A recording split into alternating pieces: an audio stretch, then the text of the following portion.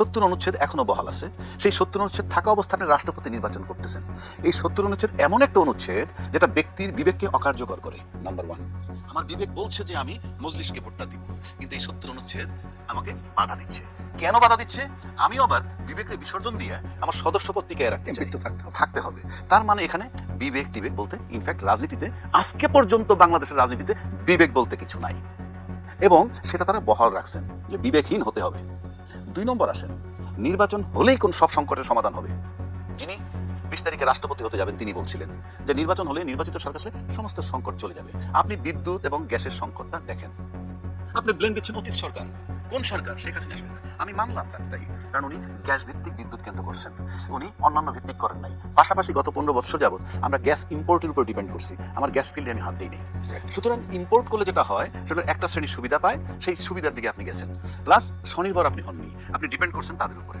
এটা একটা শুধু প্রশ্নই পরিকল্পনা। কিন্তু বিদ্যুৎ সংকটটা যে রইল, আপনি জাস্ট যদি অন্তর্বর্তীকালীন সরকারের সাথে কম্পেয়ার করেন, আমি নিশ্চিত করে বলছি এই সংকট ছিল না এত ব্যাপক।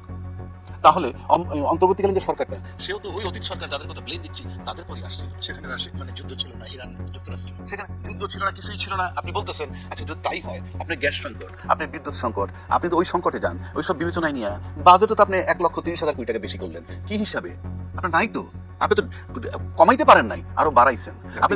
হ্যাঁ, 2 নম্বর আসেন, আপনি বিদ্যুৎ পাচ্ছেন না, আমি বিদ্যুৎ বিল দিব। বিদ্যুৎ দিতে পারতেছেন না, আমি বিদ্যুৎ বিল দিব। শর্ত কি? Capacity charge. বিদ্যুৎ বিল যা কালেকশন করে সরকার তার 40% ক্যাপাসিটি চার্জ দিতে হয়। তাহলে আপনি আমাকে বলেন, আপনার মন্ত্রী যখন আমাকে বলে যে আপনি 2 বছর আমাদের টাইম লাগবে সবকিছু ঠিক করতে, তা আপনার যদি এত সাহস থাকে, আপনি ক্যাপাসিটি চার্জ যারা নেয় বা যাদেরকে দেন তাদেরকে বলেন না 2 বছর ওয়েট করেন। আপনি জনগণকে চুষবেন আর ওই ক্যাপাসিটি চার্জ দিয়ে সুসম্পর্ক রাখবেন লিমিটেড লোকের সাথে। কারণ যারা ক্যাপাসিটি নেয়, চার্জ নেয়, ব্যক্তি হিসাবে কয়জন? কিন্তু আপনি যদি ক্যাপাসিটি চার্জ না দেন 2 বছরের জন্য, আমি চ্যালেঞ্জ করে বলছি জনগণ আপনার সাথে থাকবে। আর জনগণ যদি আপনার সাথে থাকে, আপনার চেয়ে শক্তিশালী কোনো ব্যক্তি নাই। সুতরাং এটা যেমন আপনি পারছেন না, আবার আপনি গ্যাস দিবেন না, আমার গ্যাস বিলটা পুরো নিবেন, কিন্তু আমাকে চুষবেন। কারণটা কি? আপনি গ্যাস দিবেন না বিল নিবেন, হয় না। 1, 2, আমি ধরে নিলাম তর্কের খাতিরে গ্যাস আমি পাচ্ছি না, পাইতে বিল দিতে পারতেছি না, একসময় আমার লাইনটা কেটে দিলেন। তর্কের খাতিরে বলছি, বিদ্যুৎ পাচ্ছি না, আমি রাগ হয়ে বিল দিচ্ছি না, আপনার লাইনটা কেটে দিলেন। আমার বিদ্যুৎ নাই, আমার গ্যাস নাই, আমি খাইয়া মরি, না খাইয়া মরি, কিচ্ছু। আপনি চলবেন কেমনে? আপনি যদি বিদ্যুৎ বিল না পান, আপনি তো গ্যাস বিল না পান, আপনি চলবেন কেমনে? সেটা আপনি ভাববেন না? আপনার জন্য তো অন্য কোনো সংকট লাগবে না, আপনার এই সংকটে যথেষ্ট। এটা আপনি কিভাবে ঠেকাবেন? 2 নম্বর আসেন, নির্বাচন হলে পরে আপনার এই আইন শৃঙ্খলা পরিস্থিতির উন্নয়ন হবে, মব থাকবে না। কোনটা কমছে? উপরন্ত স্বরাষ্ট্রমন্ত্রী বদল করছে, স্বরাষ্ট্রমন্ত্রী আমি ধরে নিলাম এলজেডিতে গেছেন, তার প্রমোশন হয়েছে, সাধারণত এটা একটা বড় জায়গা। কিন্তু যদি স্বরাষ্ট্রমন্ত্রীর পারফরমেন্স খুব ভালোই হইতো, তাহলে রাষ্ট্রের জনগণের স্বার্থে, আইন শৃঙ্খলার স্বার্থে এই পদের চেয়ে এটা বড়, এই দায়িত্বটা বড়, সেটা আপনি শিফট করছেন। এরপরে আসলে আপনি সংসদে গেলেন, এখনো কিন্তু কাগজে কলমে শিফট হয়নি। আচ্ছা যাই হোক, আজ পর্যন্ত যেটা আমরা জানি, আসলে সরকারি দলের কি অবস্থা, বিরোধী দলের কি অবস্থা পার্লামেন্টে, সেখানে শুধু ফ্রম ডে 1 আপনি একটা গ্যাপ তৈরি করলেন। কারণ 2টা শপথ নেওয়ার কথা ছিল, একটা শপথ আপনার নেননি। 2 নম্বর, আপনি সংস্কার প্রতিশ্রুতি রক্ষা করেননি। একটা সংশোধনের কথা বলতেছেন, এখনো তার চেহারা আমরা দেখতেছি না। 3 নম্বর আসেন, আমরা বিচার বিভাগ নিয়ে অনেক আন্দোলন করছি। ইভেন ওনাদের 31 দফার ভিতরে আছে বিচার বিভাগের জন্য পৃথক সচিবালয় থাকবে, আছে 31 দফায়, এবং সেটা অন্তর্বর্তীকালীন সরকার করেছিল, বিল্ডিং উদ্বোধন, স্টাফ বসাইছে। আপনারা বরং সেটাকে বিলুপ্ত করে দিলেন। ভাই আজকে আপনি চলে যান, নো ম্যাটার, বাট সময়ের ব্যবধানে ইতিহাস বলবে। ইতিহাস কিন্তু যায় না, ইতিহাস আপনাকে ধরে রাখতে হবে। ওনারা আরো মডিফাইড করবে, এটা আপনি যে কোনো সময় করতে পারেন। আপনি মানবাধিকারের যে গুম কমিশন অধ্যাদেশটা বাতিল করেন, নতুন করে আনবেন কেন? আপনি ওইটাই রাখেন, রাইখে আপনি অ্যামেন্ডমেন্ট করেন, আপনি তো সরাই দিলেন। আর সবচেয়ে বড় কথা কি জানেন?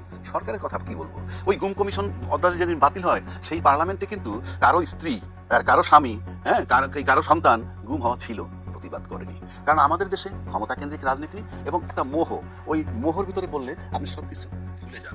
আপনি বাংলাদেশে ঠিক করতে গেলে প্রথম করতে হবে আপনাকে, আপনি বাংলাদেশি, আমরা ইট ইজ এ ফ্যাক্ট, ঠিক আছে? কিন্তু আপনি বাংলাদেশটাকে, আপনি দেশপ্রেমী কিনা, দেশটাকে গড়তে চান কিনা, নাকি আপনি শুধু আপনার, নাইলে আপনি দেখেন সব পুরনো, অ্যাকচুয়াল পরিবর্তন হয় নাই।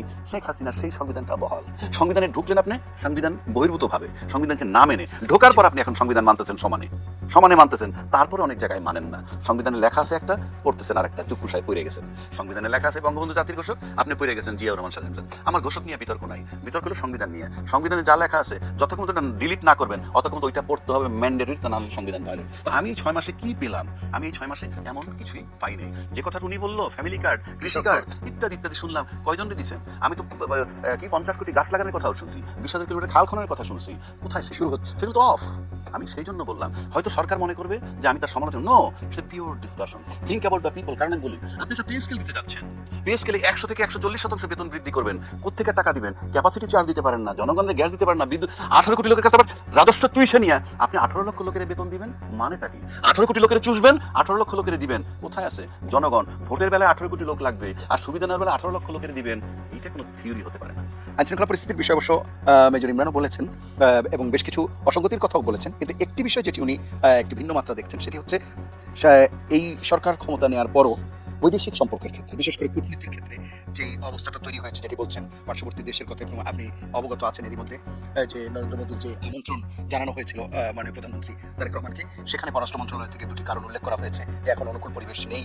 এই যে বিষয়গুলো, এটিকেও একটি ভিন্ন মাত্রা বা সংযোজন মনে করছেন কিনা? এটি কি টানাপোড়েন তৈরি হচ্ছে, নাকি একটা সম্ভাবনাও তৈরি হচ্ছে যেটি দীর্ঘদিন থেকে বলা হচ্ছিল যে ভারসাম্যপূর্ণ, মর্যাদাপূর্ণ সক্ষমতার সম্পর্ক, সেই ধরনের একটি বিষয় কি তৈরি হচ্ছে কিনা? আসলে হাবিবের কি জবাব দিতে চাইলাম, ওখানে আর গেলাম না, আপনি যে বিষয়টা আনছেন সেটাই বলি। আসলে বাংলাদেশে আমরা এই মুহূর্তে যেখানে, যেমন শেখ হাসিনা 15টা বছর রাজত্ব করছে, 15টা বছর রাজত্ব করছে, স্বাধীনতার প্রশাসন ছিল। বাংলাদেশে কোনো রাজনৈতিক দল প্রশাসন ছাড়া রংবাজি করতে পারে না, নাম্বার 1। প্রশাসন যতক্ষণ পর্যন্ত বিট্রে না করছে ততক্ষণ পর্যন্ত পতন হয়নি কোনো সরকারের। 17 বছর আমরা কিছু করতে পারে না, আজ কোনো শক্তি করতে গেলে অনলি বিকজ পাওয়ারই প্রশাসন তার সাথে। আওয়ামী লীগ দুর্বল কেন? প্রশাসন তার সাথে নাই, ভেরি সিম্পল। প্রশাসন ছাড়া আপনি কিছু করতে পারবেন। এবার আসলে ভূ রাজনীতি, যেটা আপনি বললেন, ভূ রাজনীতি বাংলাদেশে দীর্ঘ 15 বছর যাবতীয় সাংঘাতিকভাবে কাজ করতেছে। করতে করতে করতে করতে এটা যখন একটা চূড়ান্ত ম্যাচিউর পর্যায়ে চলে আসছে, সেই ম্যাচিউর পর্যায়ে গিয়ে শেখ হাসিনা তাল মিলাইতে পারে নাই। এটা আমার ব্যক্তিগত আলোকে বুঝিও, রিসার্চের আলোকে। কারণ আপনি 3টা শক্তির কাছে, আপনি কোনোটা, আপনার কাছে সবগুলোই পরাশক্তি, মানে আমার কাছে, সেই ভারত বলেন, চায়না বলেন, আমেরিকা বলেন। তো সেই ভূ রাজনীতি যখন এখানে ম্যাচিউর হয়ে গেছে, সেই ম্যাচিউর অবস্থায় শেখ হাসিনা খেলতে ব্যর্থ হয়েছে, তাই তাকে চলে যেতে হয়েছে। একইভাবে যদি এখন আসে, আজকে মনে করেন আমাদের মাননীয় প্রধানমন্ত্রী যিনি আছেন, তাকেও একটু ফরেন পলিসি চুজ করতে হবে। এ পর্যন্ত যেটা আমি দেখছি, যেই খলিলুর রহমান সাহেবের বিরোধিতা করতেছিল এই ঢাকার বিএনপি, যখন তারেক সাহেব লন্ডনে যে একে সরাইতে হবে বলছে, তাকে কিন্তু আমাদের প্রধানমন্ত্রী রাখছে, পররাষ্ট্রমন্ত্রী রাখছে। তাকে পররাষ্ট্রমন্ত্রী রাখার মানে হচ্ছে এই যে তার যে বিশ্বের সম্পর্ক এবং ইউনূস সাহেবের যে কানেকশন, দুয়ে মিলে আপনি যদি দেখেন একটা যে দৃশ্যমান, মনে দূর থেকে ইউনূস সাহেব এখনো কোঅপারেট করতেছে এই সরকারকে। এবং আপনি একটা যদি দেখবেন, এই জাতিসংঘের যে ভোটাভুটি হইলো, সেখানে কিন্তু চায়না খলিলুর রহমান সাহেবকে ভোট দিছে, যেই চায়না কিন্তু আমেরিকা বলয়ের বলে ধরা হয়। কিন্তু চায়না তাকে কেন ভোট দিছে? চায়না ভোট দিছে এই জন্য যে এখানে ভূ রাজনীতির নামে যদি আমেরিকা চায়নার সাথে কোনো দ্বন্দ্ব হয়, সেটা মিট করার জন্য ক্যাপাবল লোক একটাই আছে, Khalil. There is no second man in Bangladesh. কারণ খলিল সাহেবের অ্যাকসেপ্টেন্স আছে আমেরিকার কাছে, খলিল সাহেবের মেধা আছে দুই দেশের সাথে কথা বলা। সুতরাং খলিল সাহেবের এই কারণে আমি মনে করি দিস ইজ খুব ভালো চয়েস। আমি আরো একসাথে বলছি, তারেক রহমান সাহেবের এই চয়েসটা খুবই ভালো চয়েস আছে আজকে পর্যন্ত। এবং এই খলিল সাহেব তার সাথে ইউনূস সাহেব কানেক্টেড থেকে থাকে, এই সরকারকে এখন পর্যন্ত স্টেবল রাখার ক্ষেত্রে তারা সাংঘাতিক সহায়ক। এখন আসেন প্রতিবেশী দেশের রাজনীতি। প্রতিবেশী দেশের রাজনীতি যদি আপনি ধরেন, তাহলে আমি যদি ভারতের লোক হইতাম, তাহলে আমি ধরে নিতাম ভারত যা করতেছে তাই ঠিক করতেছে। আবার যদি আমি বাংলাদেশে থাকি, আমি মনে করি বাংলাদেশ যেটা করতেছে সঠিক করতেছে। কারণ আপনি শেখ হাসিনাকে ওখানে আশ্রয় দিচ্ছেন। এখন ন্যাচারাল ব্যাপার যে যিনি একটা এত গণহত্যা করে চলে গেছে এবং সে যাওয়ার পরে আসামি প্রমাণিত হয়েছে, মৃত্যুদণ্ড হয়েছে, এইদিকে হাদি হত্যাকারী সে ওখানে আশ্রয় নিছে। আপনার ট্রায়াল বেসিস, আপনি তো ওই প্রত্যাবর্তন চুক্তির নামে অন্তত হাদি যারা হত্যা করছে তাদেরকে তো ট্রায়াল বেসে আমরা পাঠিয়ে দিতে পারতেন, আপনারা পাঠিয়ে দিতে পারতেন, তাহলে আমরা বুঝতাম যে কিছু একটা হচ্ছে। এখন আপনি ফাইনালি চলে গেলেন আদালতের মাধ্যমে। আমি ঠিক বুঝলাম না আপনি আদালত কেন সিদ্ধান্ত নিবে? আদালত যদি সিদ্ধান্ত নেয়, সেখানে ওই যে দালাই লামার একটা কথা আছে, সেখানে আদালত তাদেরকে সিদ্ধান্ত দিচ্ছে। আদালত সিদ্ধান্ত দেওয়ার যে গ্রাউন্ড তারা বলে, সেটা যদি কেউ পালাইয়া যায়, ওখানে পালাইয়া গেলে আদালত সিদ্ধান্ত নেবে সে পালাই আসছে কিনা, পালাই থাকলে সে শাস্তি হবে, শাস্তির নামে থাকুক আর যেভাবে থাকুক। শেখ হাসিনা তো রাজনৈতিক শেল্টারে আছে। আবার যদি তার বিরুদ্ধে আদালতে যেতে হয়, আদালতে নিবে কে? আদালতে কেউ একটা পিটিশন দিতে হবে, সেই পিটিশনটা দিবে কে? সেটা ভারত সরকারই তো তাকে আশ্রয় দিছে, তাহলে তার বিরুদ্ধে দরখাস্তটা কে করবে ওই আদালতে? সুতরাং এগুলা কিরকম একটা জটিল পরিস্থিতি ইন্টেনশন তৈরি করে। এখানে মূল প্রবলেমটা কি? ইগো প্রবলেম না অন্য কিছু? কিন্তু আমি যদি ভারতের দিক যাই, ভারত অনেক বড় আমাদের চেয়ে, তাতে কথাই বলি। ভারতের একটা থিওরি ছিল, তারা বলছিল প্রতিবেশী প্রথম। তো প্রতিবেশী যদি প্রথম হয়, সেক্ষেত্রে আমরা তাদের কাছ থেকে একটা সফট করার আশা করতে পারি। আর নতুন সরকার আসছে, তুমি যদি বড় ভাইও হও, তো বড় ভাই হিসেবে তো আমাকে কোলে নিতে পারো। তো এখানে আমার বৈরী সম্পর্কটা হবে কেন? এক। দুই, একটা লোক গণহত্যা করেছে এই গোটা দেশ যার বিরুদ্ধে, তাকে যদি সে যদি ওখানে শেল্টার পায়, এটা যত কথাই বলি না কেন আলটিমেটলি এটা একটু নেগেটিভ দেখবেই। এক। দুই হচ্ছে তখন কিভাবে মনে হয় যে আমার দেশের লোক হত্যা করে দিই, এমনি একটা নর্মাল খুনি যদি, আমার ভাইয়ের খুনি যদি আপনার বাসায় আশ্রয় নেয়, তাইলে তো আপনার সম্পর্কে আমার ভালো ধারণা হবে। আপনি আমার বাসায় আসবেন। আসবো না, কিংবা আমি কিভাবে ভালো ধারণা নিব? সুতরাং আমার কাছে মনে হয় এটা ডিপ্লোম্যাটিক ব্যর্থতা বলতে পারি, প্লাস মানে দূরদর্শিতার অভাব। এবং আমি এটাকে খুব আমার কাছে মনে হয় এটা এখনো সম্ভব দুই দেশের, কারণ এত বেশি মারাত্মক সম্পর্ক।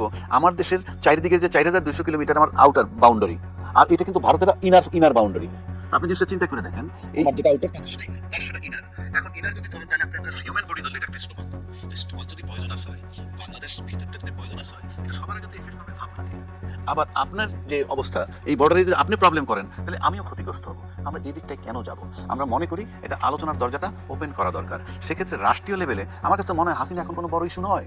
আপনি হাসিনা দেশে আসুক, ট্রায়াল ফেস করুক, নো প্রবলেম। কিন্তু আমার দুই দেশের যে মধ্যকার যে সম্পর্ক, সেটা কেন এইরকম কোনো ব্যক্তির জন্য সেই অবস্থায় চলে যায়।